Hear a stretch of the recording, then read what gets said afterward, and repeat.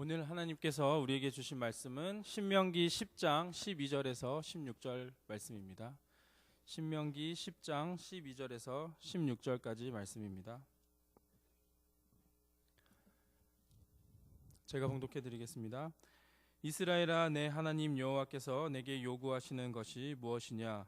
곧 내 하나님 여호와를 경외하여 그의 모든 도를 행하고 그를 사랑하며 마음을 다하고 뜻을 다하여 내 하나님 여호와를 섬기고 내가 오늘 내 행복을 위하여 내게 명하는 여호와의 명령과 규례를 지킬 것이 아니냐.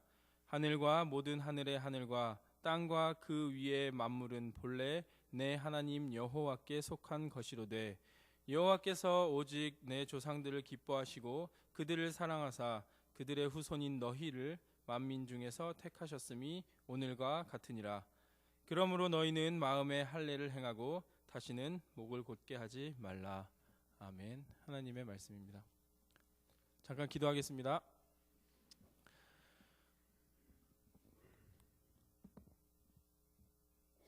사랑과 은혜가 충만하신 하나님, 감사합니다. 저희들을 사랑해 주시고 하나님께서 지명하여 불러주셔서 이곳에 모여 하나님께 예배하게 하심을 감사합니다. 하나님, 마음을 열고 귀를 열고 뜻을 다하여 하나님께 예배드릴 수 있도록 인도하여 주시고 하나님의 말씀을 잘 받아 그 말씀을 마음에 새겨 살아갈 수 있도록 함께하여 주시옵소서. 전하는 자 부족하오니 붙잡아 주셔서 하나님의 말씀만 온전히 전할 수 있도록 함께하여 주시옵소서. 감사드리며 예수님의 이름으로 기도드립니다. 아멘.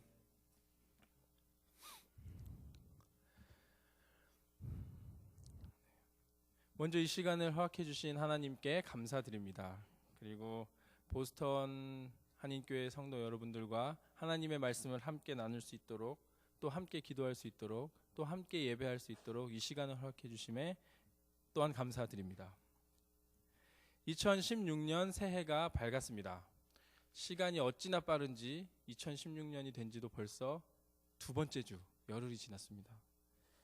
새해를 맞이해서 각자가 마음속에 여러 가지 계획들을 세우셨을 것입니다.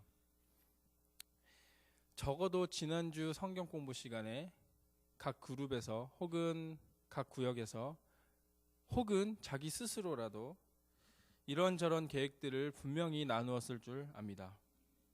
이런 계획들은 내가 나 스스로에게 요구하는 것입니다. 보스턴 한인교회 성도 여러분, 지금 여러분들에게 요구하는 것이 있습니까? 우리는 요구에 응답하는 사람들이 되어야 합니다. 좋은 요구에 응답하면 분명히 좋은 결과를 얻게 됩니다. 각 사람마다 각자가 요구하는 것들이 분명히 있습니다. 어른이나 아이나 심지어 갓난아이도 분명히 자기가 요구하는 것이 있습니다. 제가 아기를 키워보면서 느낀 것은 아주 작은 갓난아이도 그 아이의 요구하는 것이 분명히 나타난다는 것입니다. 그래서 울음소리만 들어도 그 아이가 무엇을 요구하는지 분명하게 알 수 있는 능력이 생겼습니다. 배고플 때 우는 소리와 또 슬플 때 우는 소리, 아플 때 우는 소리, 짜증날 때 우는 소리, 졸릴 때 우는 소리를 부모가 된 후에 알게 되었습니다. 그래서 그 아이의 울음소리에 맞춰서 요구에 응답해주면 그 아이도 행복해지고 저희도 행복해진다는 것을 알게 되었습니다. 요구에 응답해서 좋은 결과를 얻은 이야기들이 많이 있습니다. 그 중에 한 가지를 제가 오늘 소개해 드리고자 합니다. 일본에는 많은 기업들이 있습니다. 특히 세계적으로 유명한 기업들이 많이 있는데 여러분들이 들어봄직한 기업들 중에서 혹시 유니클로라는 기업을 들어보신 적이 있으신가요? 네. 요즘 들어 이 이름을 많이 들어보셨을 것입니다. 이 회사는 옷을 파는 회사입니다. 옷가게입니다. 쉬운 말로.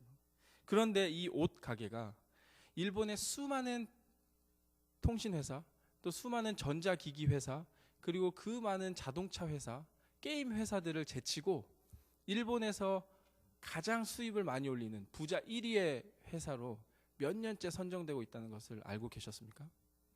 심지어 이 회사는 작년 2014년 2년 전입니다. 2014년 해외 매출이 무려 65%나 성장하는 아주 엄청난 회사로 성장하고 있습니다. 이 회사의 사장인 야나이 다다시라는 사람은 일본 최고의 부자로 수년째 그 이름을 올리고 있다고 합니다. 어떻게 옷가게가 이렇게 성공할 수 있었을까요? 그 이유는 한 가지입니다. 성공의 이유는 바로 요구에 응답을 잘 했기 때문입니다.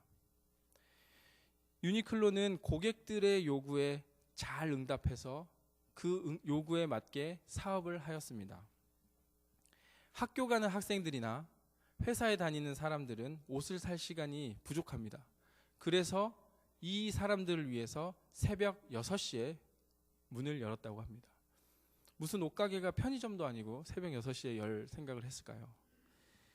그리고 이뿐만 아니라 고객들이 자기에 맞는 색상과 사이즈가 떨어지지 않도록 매장 자체를 창고형으로 바꿔서 운영을 했다고 합니다. 그래서 그 결과 고객들은 이 가게에만 가면 내가 원하는 색상, 내가 원하는 사이즈의 옷이 있다라는 믿음이 생긴 것입니다. 이렇게 고객들의 요구에 잘 응답했기 때문에 성공을 했습니다. 우리는 여기에서 이러한 요구에 응답하는 자세를 잘 배워야 합니다. 우리도 요구에 응답할 줄 아는 사람이 되어야 합니다. 그렇다면 우리는 어떤 요구에 응답해야 합니까? 또 누구의 요구에 응답해야 할까요? 더 나아가서 어떻게 응답해야 할까요? 우리는 여호와께서 요구하시는데 응답해야 합니다. 여호와 하나님께서 요구하시는 것에 올바른 믿음을 가지고 응답해야 합니다. 이것이 하나님의 자녀로서 하나님의 피조물로서 우리가 가져야 하는 믿음의 자세입니다. 우리가 여호와 하나님께 응답할 때 하나님께서는 기뻐하십니다. 오늘 본문인 신명기는 영어로 듀터로노미는 두 번째 율법이라는 뜻입니다. 이 신명기는 광야에서 새로운 세대들에게 하나님의 율법을 다시 들려주는 책입니다. 이 신명기가 기록된 연도는 대략 기원전 1450년에서 1406년 정도로 추정하고 있습니다. 조금 더 쉽게 설명드리자면 이스라엘 백성들이 하나님의 명령을 받아 모세와 함께 출애굽한 이후 약 40여 년 뒤, 그러니까 하나님이 예비하신 가나안 땅에 들어가기 직전에 쓰여진 하나님의 말씀입니다. 우리 여러분들 한 번쯤 들어보시다시피 또는 잘 아시다시피 이스라엘 백성들은 이미 40년 동안 광야에서 배회하였습니다. 이것은 오직 하나님께서 그들의 조상인 아브라함에게 주셨던 새로운 땅에 대한 약속을 굳게 믿지 못한 결과입니다. 그 이유 하나 때문에 오랫동안 광야를 배회하게 된 것입니다. 그들이 애굽에서 노예 생활을 하다가 도망쳐 나왔을 때 그 숫자를 세어보니 20세 이상의 성인 남자들만 60만 명이 넘었다고 합니다. 그러나 이 신명기가 기록될 무렵, 그러니까 다시 말해서 하나님이 약속하신 땅인 가나안 땅에 들어가기 직전에 출애굽한 지 약 40여 년 뒤에 생존한 사람은 딱 3명이었습니다. 모세, 여호수아, 갈렙. 애굽의 광야에서 하나님의 놀라운 이적들을 체험하고 느끼고 목격했던, 그리고 하나님의 율법을 직접 들었던 출애굽의 1세대 사람들은 40여 년의 광야 생활 끝에 모두 죽고 말았습니다. 하나님의 직접적인 이끄심을 받았고 하나님의 직접적인 보살피심을 받았던 사람들이 출애굽을 했지만 정작 믿음 없음으로 인하여 하나님께서 예비하신 땅에 들어갈 준비가 안 된 이유로 모두 죽고 만 것입니다. 그들의 후손은 그 선조들 1세대들에게서 좋은 믿음의 본보기를 보지 못했을 것입니다. 그리고 출애굽 2세대 혹은 3세대들이 이 모든 것을 간접적으로만 전해 들었을 뿐 직접 눈으로 목격하지는 못했습니다. 그렇기 때문에 모세는 신명기를 통하여 그들의 할아버지 혹은 아버지 세대가 하나님의 요구에 올바로 응하지 못했던 것에 대해 반성하고 하나님께서 새로운 세대들의 요구하시는 것이 무엇인지를 분명하게 알리고자 했습니다. 출애굽한 이스라엘 백성들처럼 지금 우리들도, 여기 앉아 계시는 보스턴 한인교회 모든 성도님들도 먼 타국 땅에서 또 한 번 새로운 한 해를 맞이하고 있습니다. 그렇다면 이스라엘 백성들에게와 마찬가지로 여호와 하나님께서 지금 우리에게 요구하시는 것이 무엇입니까? 이것을 오늘 성경 본문이 말하고 있습니다. 이스라엘아, 내 하나님 여호와께서 내게 요구하시는 것이 무엇이냐? 곧 내 하나님 여호와를 경외하여 그의 모든 도를 행하고 그를 사랑하며 마음을 다하고 뜻을 다하여 내 하나님 여호와를 섬기고. 아멘. 하나님께서 요구하시는 것은 첫째, 하나님을 경외하고, 둘째, 하나님을 사랑하고, 셋째, 하나님을 섬기라는 것입니다. 이것이 바로 하나님께서 지금 우리에게 요구하시는 것입니다. 먼저 우리는 여호와를 경외해야 합니다. 여호와를 경외하는 것이 우리에게 요구하시는 첫 번째입니다. 여호와를 경외하는 자에게 하나님께서 크신 은혜를 주시고 그의 삶을 승리케 하십니다. 그렇다면 경외하는 것은 무엇일까요? 경외라는 것 자체가 좀 이해하기가 어려운 단어입니다. 영어로는 fear나 aw로 이렇게 표현하고 있는데 한글로 해석하기도 어렵고 영어로 이해하기도 어렵습니다. 그래서 경외하는 것이 무엇인가를 쉽게 생각해 보면 아기가 자기의 아빠나 엄마를 생각하는, 바라보는 자세를 말할 수 있습니다. 여기 앉아 계시는 여러분들 한번 지금 자기의 아빠나 엄마를 생각해 보셨으면 좋겠습니다. 아빠나 엄마는 나에게 무한한 사랑을 주고 내가 요구하는 것을 다 들어주고 심지어 내 울음소리만 들어도 내가 무엇을 요구하는지 아시는 분이십니다. 동시에 내가 잘못을 했을 경우에는 엄중하게 혼내시기도 하십니다. 하지만 분명한 것은 아빠, 엄마는, 부모님은 내가 막연히 두려워야 하는 대상이 아니라는 것입니다. 나를 혼내실 때도 있지만 모든 것이 나를 너무나 사랑하고 다 내가 잘 되기를 원하셔서 하시는 것입니다. 경외한다는 것은 부모님이 무언가를 요구할 때 혼날 거라는 두려움이나 또 혼날 거라는 공포 때문에 그 행동을 하는 것이 아니라 그 사랑에 응답하여 나도 그분을 사랑하기 때문에 하는 행동입니다. 즉 하나님을 경외한다는 것은 경건한 두려움 가운데 하나님께 순종하여 엎드려지게 되는 것입니다. 경외는 나보다 월등한 분에 대한 나의 자세, 나의 태도입니다. 하나님의 위대하심은 내 안에 무한한 두려움과 경외를 일으키지만 하나님의 선하심으로 우리는 용기와 희망을 얻을 수 있습니다. 우리는 여호와 하나님을 경외하는 삶을 살아야 합니다. 이것이 하나님께서 원하시는 것이고 기뻐하시는 것입니다. 하나님을 경외하는 것을 잘 표현한 글이 있어서 제가 잠깐 소개를 해보고자 합니다. 미국 복음주의 목사님이셨던 토저의 말입니다. PPT가 준비됐으면 띄워주셨으면 감사하겠습니다. 우리는 하나님을 경외해야 한다. 온 땅은 여호와를 두려워하며 세계의 모든 거민은 그를 경외할지어다. 시편 33편 8절 말씀입니다. 하나님을 경외하는 법을 배운 사람에게는 어떤 일이 일어날까? 그는 하나님께 놀라며 하나님을 존경하게 된다. 하나님을 열렬히 사모하게 된다. 하나님을 어려워하면서도 하나님께 매혹된다. 하나님의 여러 속성에 감탄하게 된다. 그리고 하나님께서 가까이 오실 때 숨을 죽이고 침묵하게 된다. 당신이 하나님의 경외하는 법을 아직 배우지 못했을지도 모른다. 그러나 그것을 배운다면 하나님의 임재를 느끼고 의식하는 중에 하나님을 존경하고 사모하고 하나님께 매혹되고 하나님의 여러 속성에 감탄하고 하나님 앞에서 침묵하게 될 것이다. 토저의 말입니다. 이것이 하나님을 경외함입니다. 그렇다면 여호와 하나님께서 우리에게 요구하시는 것은 또 무엇일까요? 여호와 하나님을 사랑하는 것입니다. 우리는 우리의 하나님 여호와를 사랑해야 합니다. 이것이 하나님께서 우리에게 요구하시는 것입니다. 신명기 6장 5절 말씀에도 너는 마음을 다하고 뜻을 다하고 힘을 다하여 내 하나님 여호와를 사랑하라고 말씀하셨습니다. 하나님께서는 믿음이 약하고 귀가 얇은 이스라엘 백성들의 가나안 땅에 들어가서 이방신들의 유혹에 넘어가 하나님을 떠날 것을 염려하셨습니다.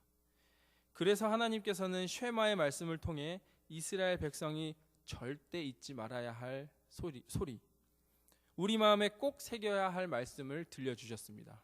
그것은 하나님을 사랑하라는 것입니다.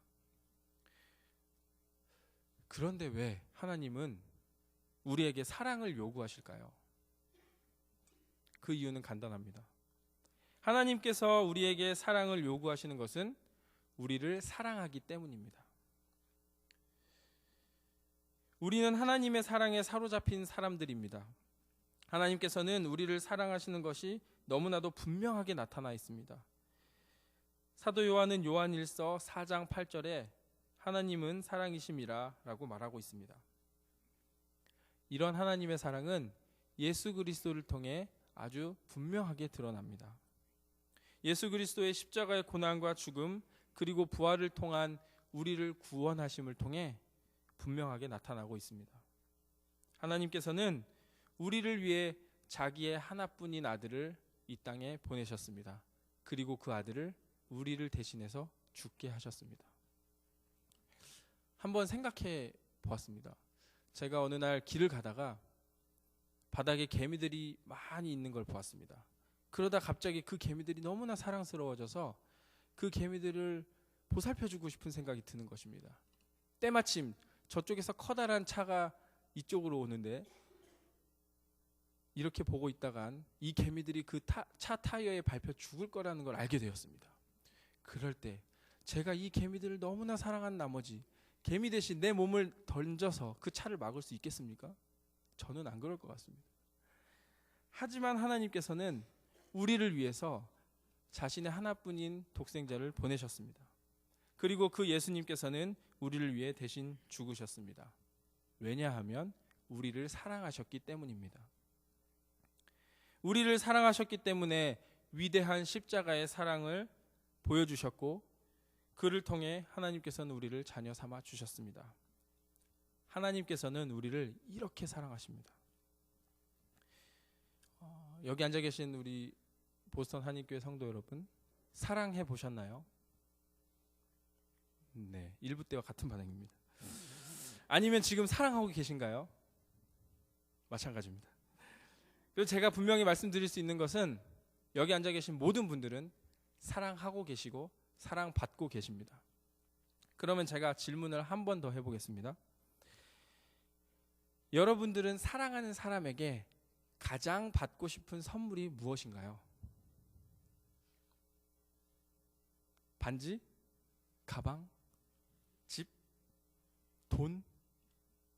물론 이런 선물도 받으면 좋겠지만 가장 받고 싶은 선물은 나를 사랑해주는 마음일 것입니다. 사랑하는 사람에게 그 마음보다 제가 먼저 말씀드린 그 선물들을 받고 싶다면 진짜로 사랑하는 것이 아닐 것입니다. 이것처럼 하나님께서도 우리를 너무나 사랑하고 계시기 때문에 우리에게서 진정한 사랑을 받기 원하시는 것입니다. 우리가 진심으로 또는 전심으로 하나님을 사랑하기 원하시는 것입니다. 그래서 하나님께서는 하나님을 사랑하는 마음 없이 그 어떤 것을 하나님께 드린다 해도 기쁘게 받지 않으십니다. 그러므로 우리는 하나님을 사랑해야 합니다. 이것이 하나님께서 우리에게 요구하시는 것이고 이것이 하나님을 기쁘시게 하는 것입니다. 더 나아가서 하나님을 사랑하고 이웃을 사랑해야 합니다.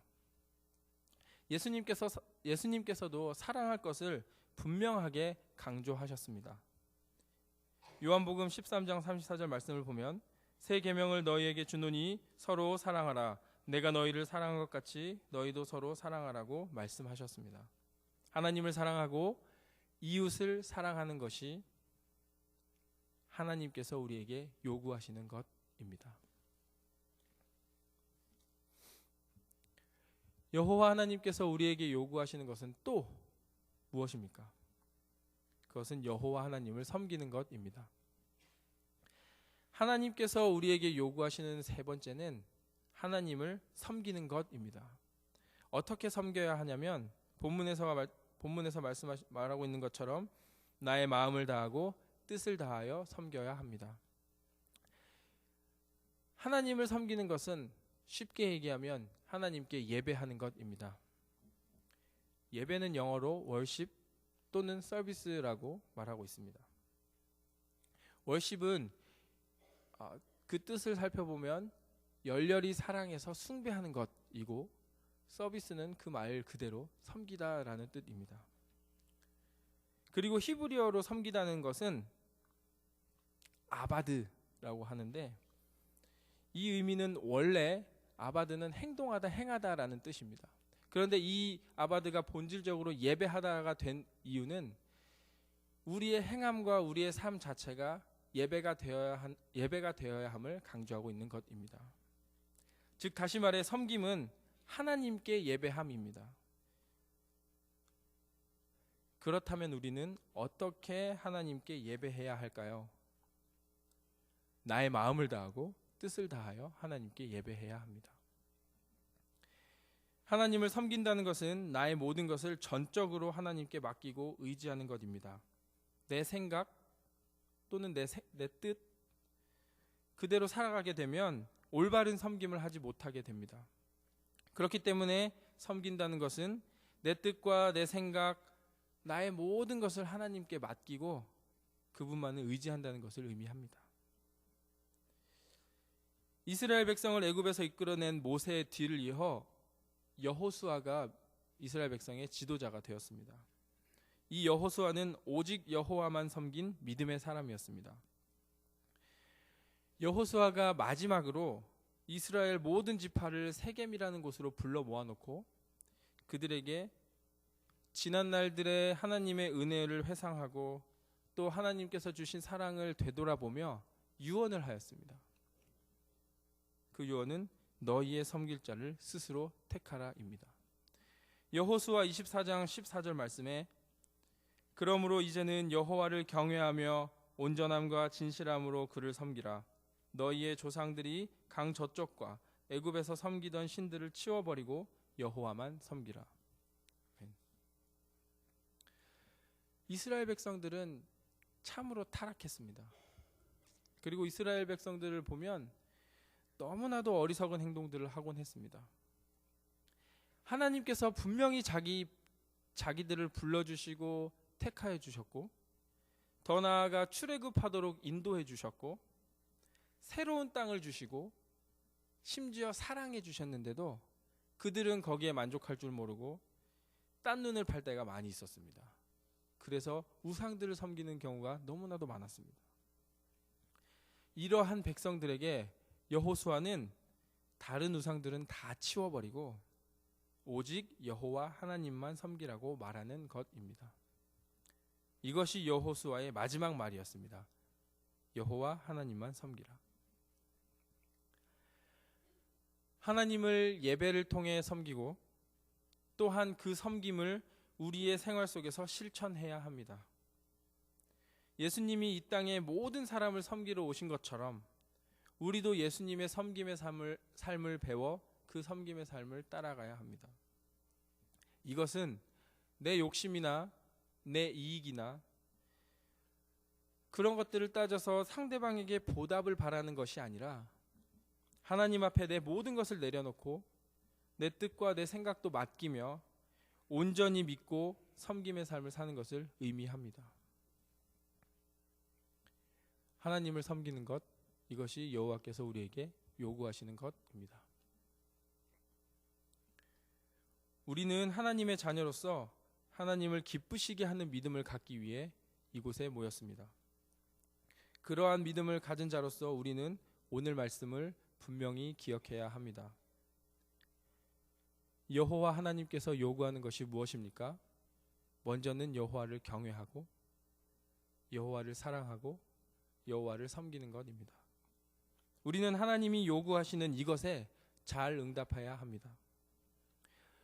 2016년을 시작하는 이 시간, 하나님을 경외하는 보스턴 한인교회 여러분들이 되시길 바랍니다. 하나님을 사랑하는 여러분들이 되셨으면 좋겠습니다. 그리고 하나님을 섬겨 내 마음과 뜻을 다해 예배하는 우리가 되었으면 좋겠습니다. 하나님께서 말씀하십니다. 이스라엘아, 내 하나님 여호와께서 내게 요구하시는 것이 무엇이냐? 곧 내 하나님 여호와를 경외하여 그의 모든 도를 행하고 그를 사랑하며 마음을 다하고 뜻을 다하여 내 하나님 여호와를 섬기고. 하나님의 말씀입니다. 기도하겠습니다.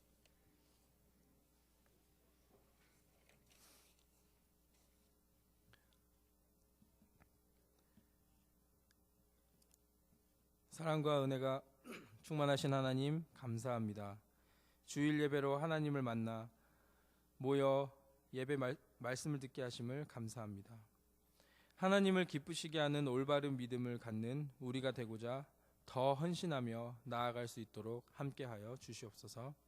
특별히 2016년을 하나님의 말씀으로 맞이하고 기도함으로 헌신하며 오늘 말씀을 기억하여 여호와 하나님께서 우리에게 요구하시는 것이 무엇인지 마음속에 깊이 새기고 우리가 여호와 하나님을 경외하고 사랑하고 섬기는 자 되도록 함께하여 주시옵소서. 감사드리며 예수 그리스도의 이름으로 기도드립니다. 아멘.